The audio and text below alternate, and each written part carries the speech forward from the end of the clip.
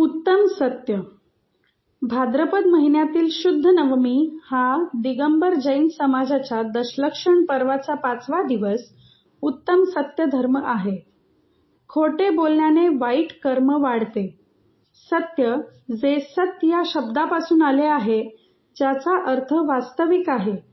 जर तुम्ही तुमचे मन आणि आत्मा साधे आणि शुद्ध केले तर सत्य आपोआप येईल.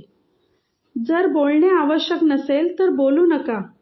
जर ते आवश्यक असेल तर फक्त कमीत कमी शब्दांचा वापर करा आणि ते सर्व पूर्णपणे खरे असले पाहिजे. खोटे बोलणे मनाच्या शांतीला व्यत्यय आणते. व्यक्ती खोटे बोलते आणि उघड होण्याच्या भीतीने जगते. एक खोटे लपवण्यासाठी त्यांना 100 खोटे बोलावे लागते.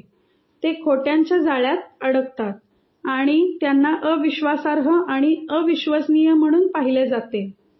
खोटं बोलण्यामुळे कर्मांचे आगमन होते. उत्तम सत्य धर्म आपल्याला शिकवितो की आत्म्याचे स्वरूप जाणून घेण्यासाठी सत्य आवश्यक आहे आणि केवळ त्याच्या आधारावरच अंतिम आनंद आणि मोक्ष प्राप्त करणे शक्य आहे.